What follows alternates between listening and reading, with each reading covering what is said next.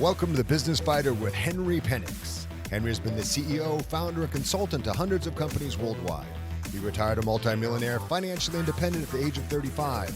Henry grew up a preacher's son and was thrown in jail 3 times for various altercations.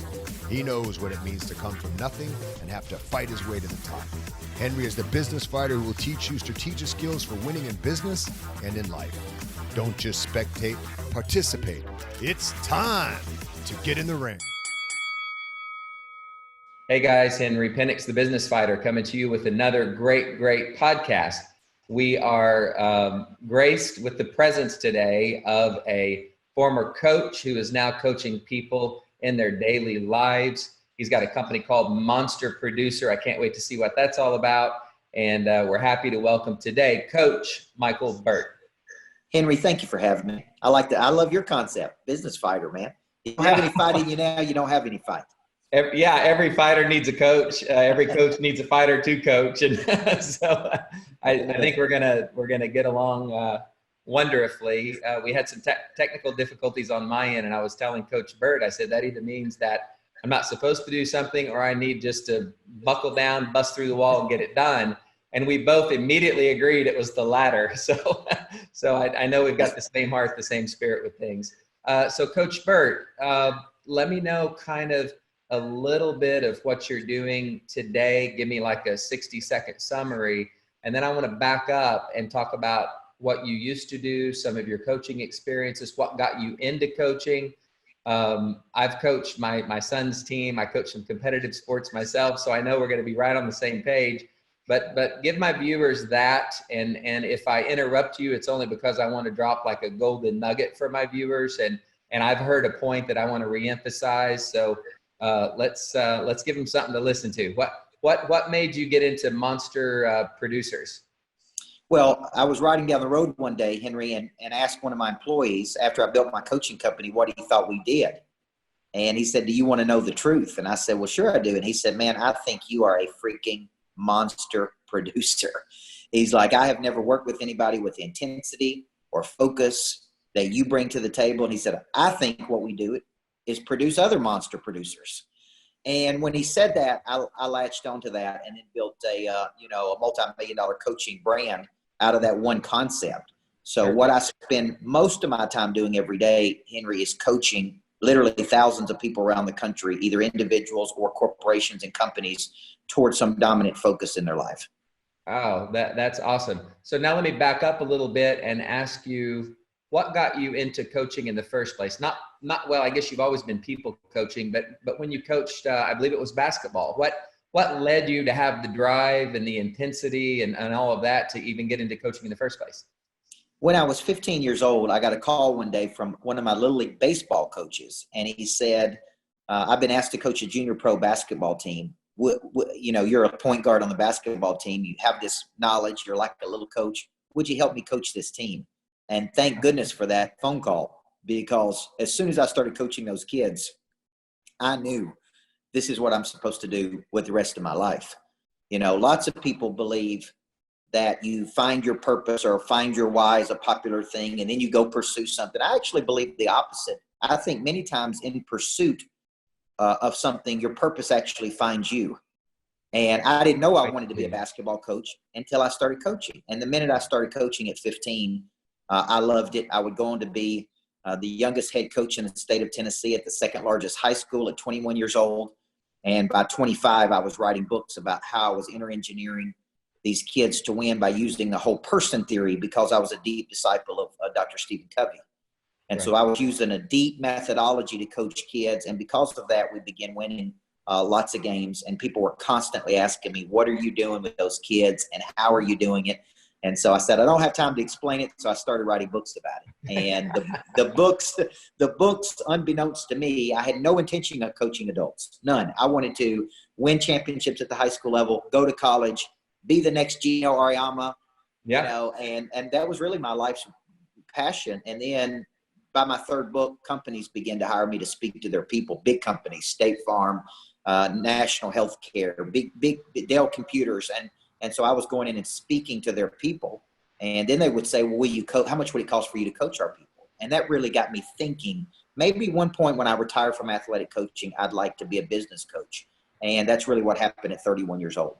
Because don't you believe, Coach Burt, that people are people are people?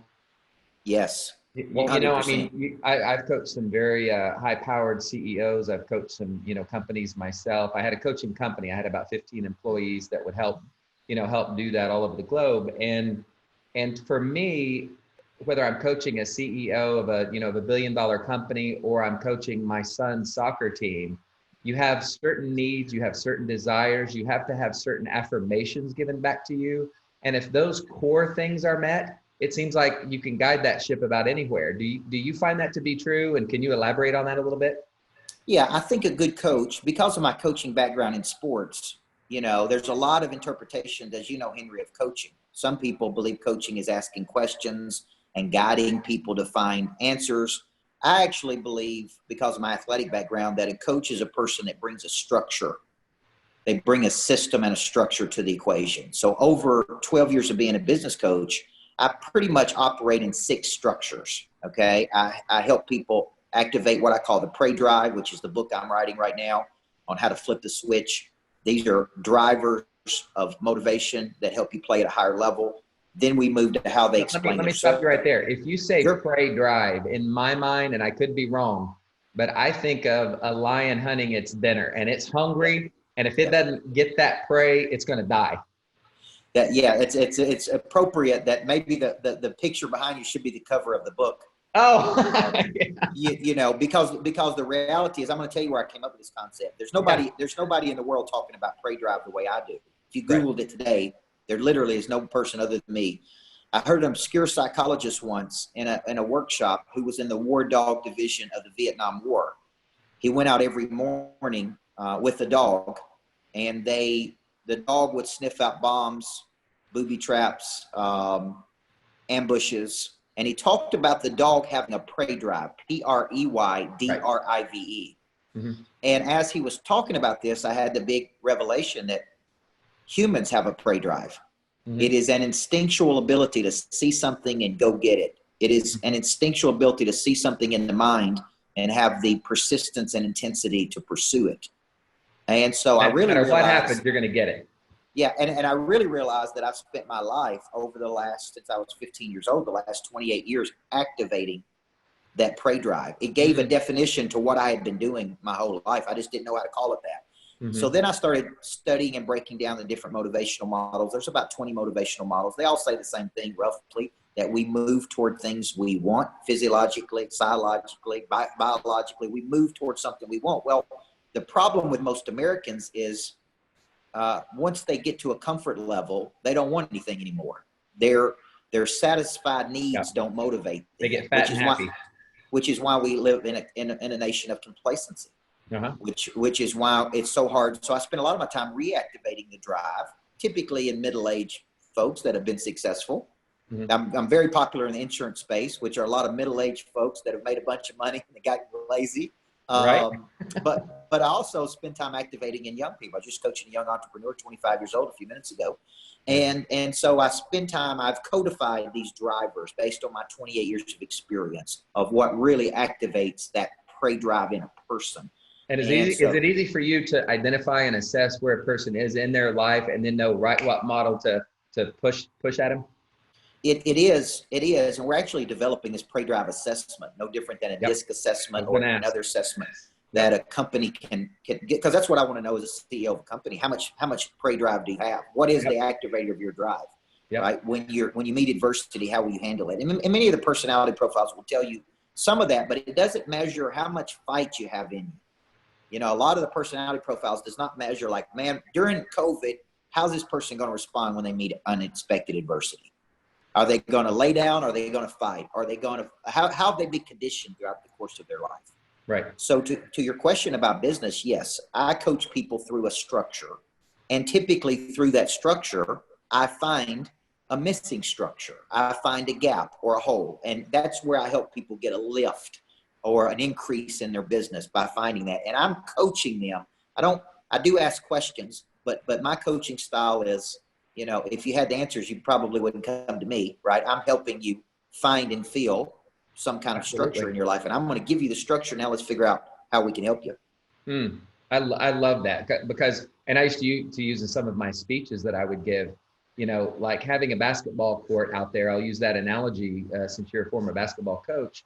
If you take away the goals, if you take away that structure, if you take away what people are shooting for, you just got a bunch of stupid guys out there or girls dribbling a basketball aimlessly. Like, what do you go for? What do you shoot for? Who determines when you win? What determines that you win? And that's the structure I think you're talking about that you bring to life and you bring to businesses. And when you follow that structure and have a certain element of accountability, which I'm sure you do, you win. And you do, Coach Burt, I live with the philosophy, I think we're fearfully and wonderfully made.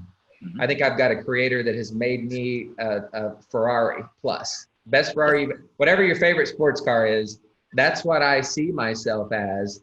But if you don't put the right gas in it, if you don't take it to the right station, if you don't know how to drive it, you're going to perform like a bicycle, and why would you go out and be this Ferrari and not fill it up with the right gas or not take care of it or not get the tune up or not just get an assessment of how fast it can go? I think a lot of motivating people is letting them know that they really can accomplish these things. Let them know that it's not over. It's not too late. You mentioned some of the executives that are middle-aged and they've got fat and happy. They've got a lot of money, but all of a sudden their workout ethic has waned. They don't even walk anymore. They're not active.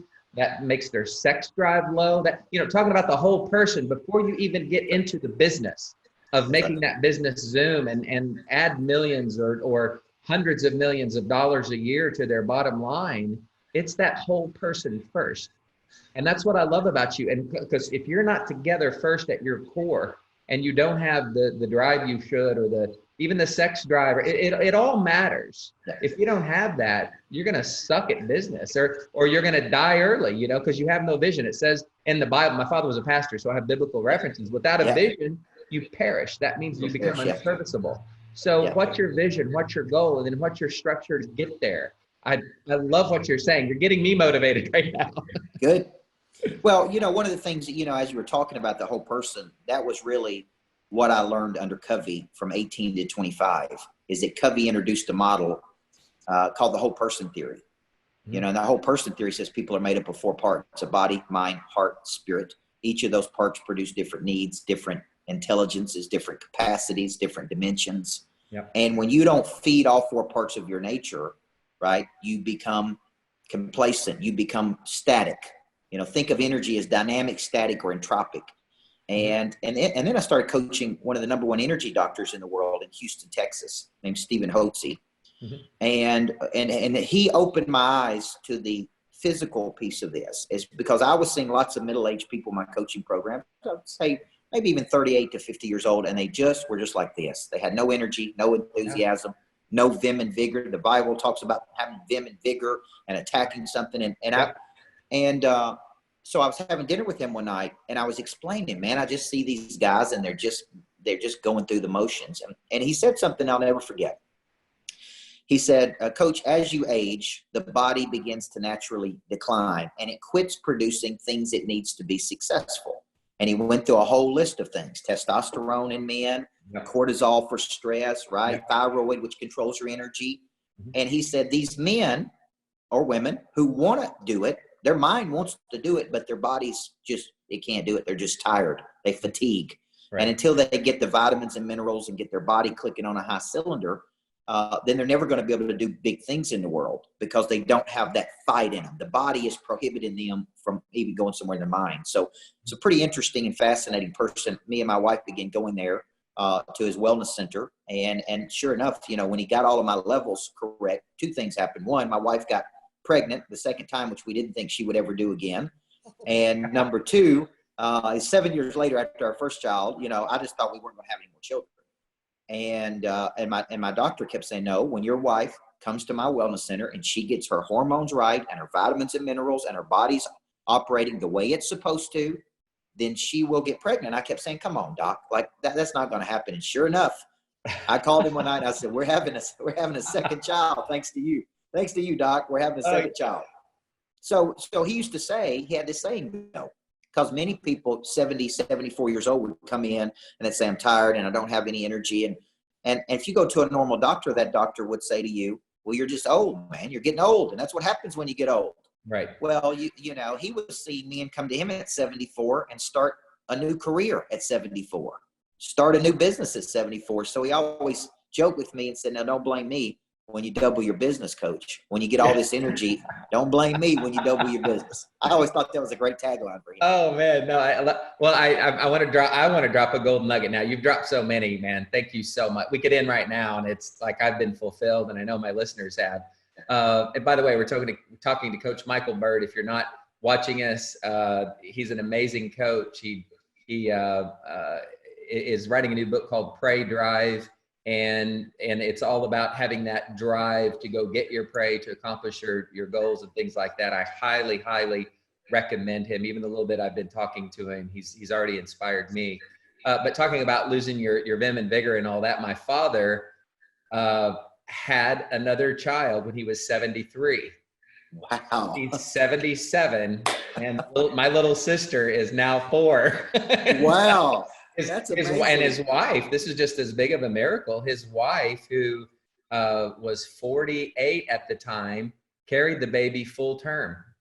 Wow. And totally normal baby, a beautiful little girl. She's very, very smart. And yeah, so I've got a 4-year-old sister from now he's 77-year-old father who's still alive. And yeah. That's awesome. Wow. That's awesome. His middle name is Stallion. So.